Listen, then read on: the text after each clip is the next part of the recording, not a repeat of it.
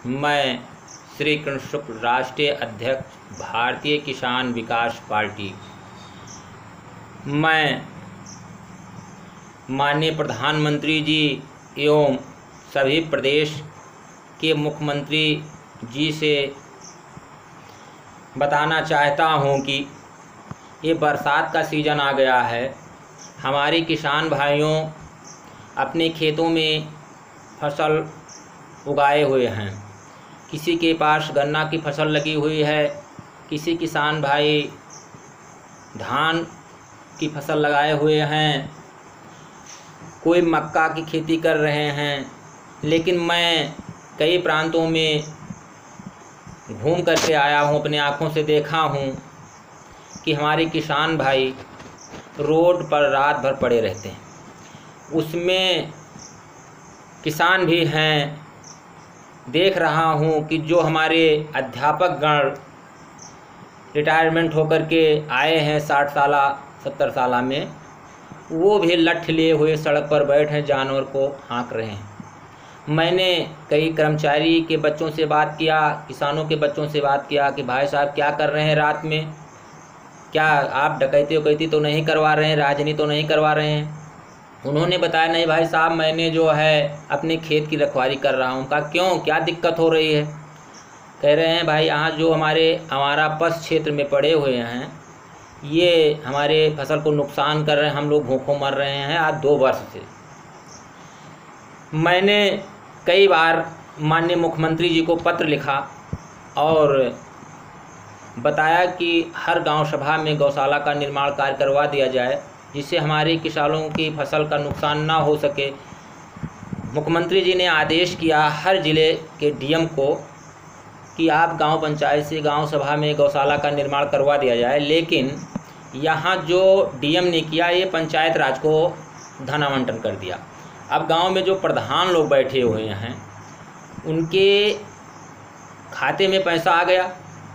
प्रधान लोग सोच रहे हैं कि हम जो गौशाला का निर्माण कार्य करवाएंगे उसमें हमको प्रॉफिट नहीं होगा, पैसा हमको नहीं मिल पाएगा, इसलिए कोई भी गांव सभा में गौशाला का निर्माण नहीं कार्य करवा रहा है। उत्तर प्रदेश की मैं बात कर रहा हूं।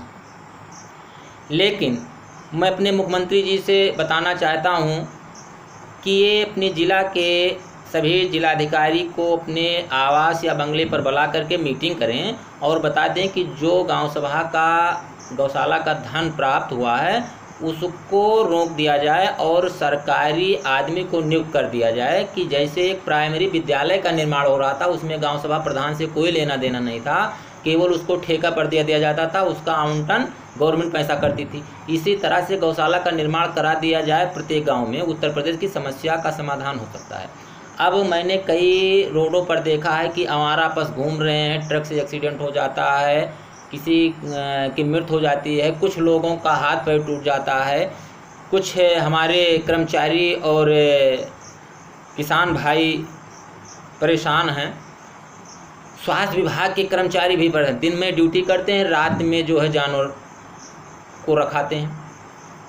लेकिन माननीय मुख्यमंत्री जी संत हैं, संत के लाने मैंने उनको पत्र के द्वारा समर्थन दिया था, बताया था कि मैं चुनाव नहीं लड़ूंगा और आपका मदद करूंगा, क्योंकि मैं भी संत हूं। मैं एक ब्रह्मदेवजय शिवदार बाबा मंदिर का महंत हूं। मैंने महंत संत होने के कारण संत की मदद किया था।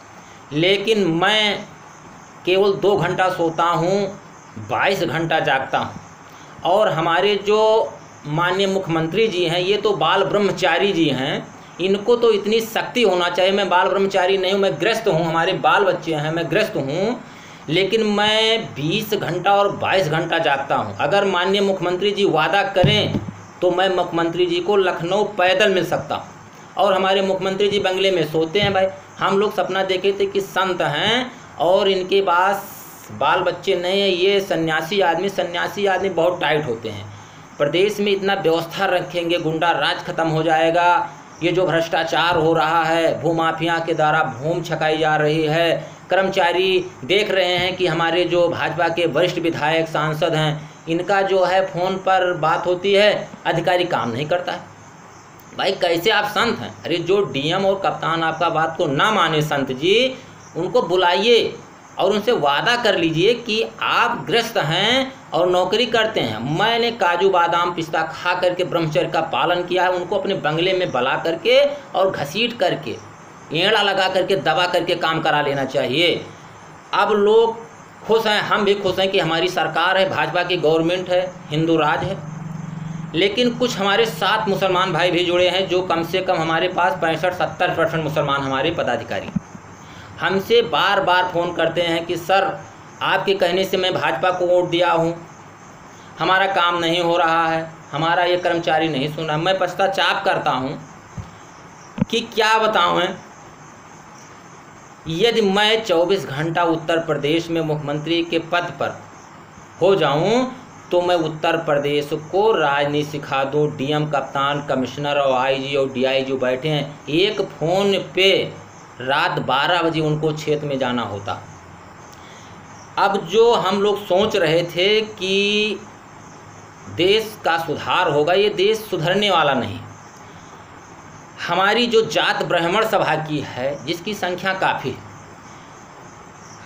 ब्राह्मण होने के नाते मैंने जो है समर्थन दिया, मुसलमानों को भी साथ में ले गए और जात जो हमारे साथ थे, पिछड़ी था, अनुसूचित जात था, हमारे जो है और जात के लोग थे, मैंने इनको समर्थन दिया और चुनाव जीत गए। आज देख रहा हूं कि भाजपा का विधायक का नहीं चल रहा है। भाई हमारे मुख्यमंत्री जी ने बताया है कि अपने अपने क्षेत्र का काम कीजिए। अब क्षेत्र का काम कीजिए, आपका विधायक कमज़ोर है, दूसरे क्षेत्र का विधायक ज़बरदस्त है, कार्यकर्ता आपके मारे जा रहे हैं, भाजपा के नेता मारे जा रहे हैं, और आपका विधायक जब फ़ोन करता है आईजी डीआईजी को, कह रहा है नहीं काम होगा, क्या करेंगे? विधायक के दम। अरे लौंडे को विधायक बनाइए 30 साल और 40 साल, और उसे बता दीजिए, चाहे कप्तान हो, चाहे डीएम हो, चाहे कमिश्नर, अगर कहे काम ना हो, उसको रात को कह दीजिए कि आइए हमारा आपका धड़ पकड़ होगा, कुछ आप काम क्यों नहीं करेंगे? भाई एक विधायक और सांसद जनप्रतिनिधि होता है। अगर देखा जाए तो हमारा जो डीएम कप्तान है, ये क्या होता है? Government servant. इसको नौकर, हमारा ये नौकर है, हम इसके नौकर नहीं हैं। वो फ़ोन पर धमकी देता है। मैं अपने किसानों भाइयों से अपील करना चाहता हूँ, हमारे भारतीय किसान विकास पार्टी में सभी जात के लोग जुड़े हुए हैं। मैंने पार्टी बनाया, जो हमारे पार्टी में किसी जात का भेदभाव नहीं है। जो हमारे पार्टी में आना चाहते हैं उनका स्वागत है, और कुछ लोग हमारे पार्टी में आ गए, जिससे मुसलमान हमारे में फर्स्ट है।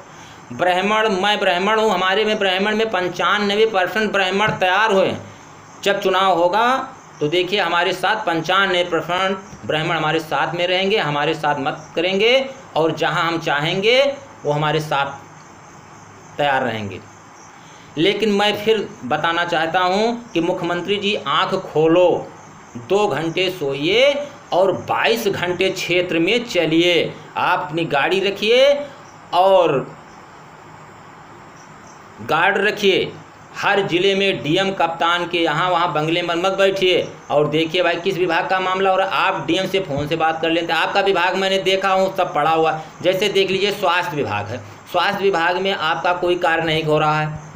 चकबंदी विभाग में तो हम मुख्यमंत्री को लोग समझते नहीं। चकबंदी में देख रहे हैं कि तमाम लोगों का नुकसान हो रहा है। कई बार आपका पत्र उसको कूड़ेदान में। अबे कैसे आप कार्य कर रहे हैं? अरे उनको मीटिंग बुलाइए, उनको टाइट कीजिए, आप क्या लगाइए। अगर आपके समझ में बात नहीं आती है तो जितने भी पार्टी हों, चाहे वो कांग्रेस हो, चाहे वो बसपा हो, चाहे वो भारतीय किसान विकास पार्टी हो, चाहे वो किसान यूनियन का हो, चाहे कम्युनिस्ट का हो, सभी प्रदेश के अध्यक्ष को बुला लीजिए, जिसका रजिस्ट्रेशन हो उसको बुला लीजिए। और बुलाने के बाद में उनको ये तय कर लीजिए कि जैसे एक कमेटी बना लीजिए कि हर विभाग के जिला अध्यक्ष अपने ज़िले में बैठें, और जो कर्मचारी कार्य ना करें उनको 10 अध्यक्ष, मान लीजिए 10 पार्टियां हैं, 10 अध्यक्ष तैयार हो जाइए। और जैसे पुलिस और दरोगा शिकायत पर पकड़ करके थाने में ले जाते हैं और अच्छी धुनाई करते हैं पब्लिक की, इसी तरह जो है अध्यक्ष को तैनात होना चाहिए। मुख्यमंत्री जी को